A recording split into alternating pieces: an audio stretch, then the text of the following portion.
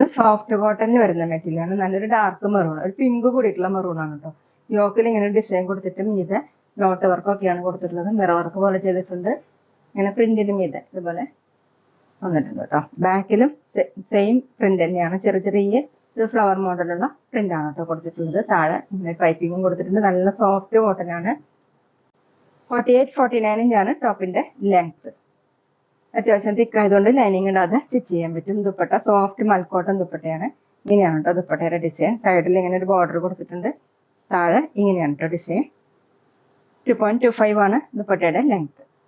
Bottom വന്നിട്ടുള്ളത് cotton തന്നെയാണ്. ബോട്ടത്തിന്റെ design വന്നിട്ടുള്ളത് ഇതുപോലെയാണ് കേട്ടോ. ഫുള്ള് ഇങ്ങനെ ഫ്ലോറൽ പ്രിന്റ് ആണ് കൊടുത്തിട്ടുള്ളത്. അടുത്ത നേരത്തെ കാണിച്ചത് കളർ ചേഞ്ച് തന്നെയാണ് കേട്ടോ. ഒരു പീക്കോ ബ്ലൂവിന്റെ ലൈറ്റ് ഷെയ്ഡാണ്. യോക്കിൽ ഡിസൈൻ വന്നിട്ടുള്ളത് ഇങ്ങനെയാണ്. പോട്ട്ലി ബട്ടൺ കൊടുത്തിട്ടുണ്ട്. മിറർ വർക്ക് പോലെ ചെയ്തിട്ടുണ്ട്. പിന്നെ നോട്ട് വർക്കാണ് കേട്ടോ ചെയ്തിട്ടുള്ളത്. ബോഡി ഫുള്ളും ചെറിയ ചെറിയ പ്രിന്റ് ആണ്. താഴെ ഇങ്ങനെ പൈപ്പിംഗ് കൊടുത്തിട്ടുണ്ട്. ബാക്കിലും സെയിം പ്രിന്റ് തന്നെയാണ്. സോഫ്റ്റ് കോട്ടൺ ആണ്.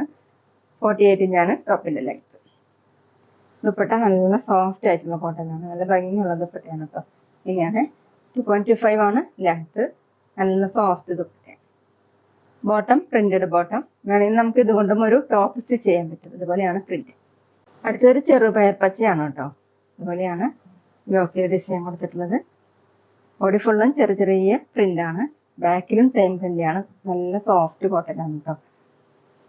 ഡെയിലി വെയറിനും ഓഫീസ് വെയറിനും ഒക്കെ നല്ലതാണ്. ദുപ്പട്ട വന്നിട്ടുള്ളത് സോഫ്റ്റ് കോട്ടൺ തന്നെ. ഇങ്ങനെയാണ് പ്രിന്റ് വന്നിട്ടുള്ളത്. താഴെ ഡിസൈൻ കൊടുത്തിട്ടുണ്ട്. 2.25 ആണ് ലെങ്ത്. ബോട്ടം ഫുള്ളും ഇതുപോലെ നല്ല ഭംഗിയുള്ള പ്രിന്റ് ആണ് കേട്ടോ. ടോപ്പ് ചെയ്യാനൊക്കെ പറ്റും. Soft cotton.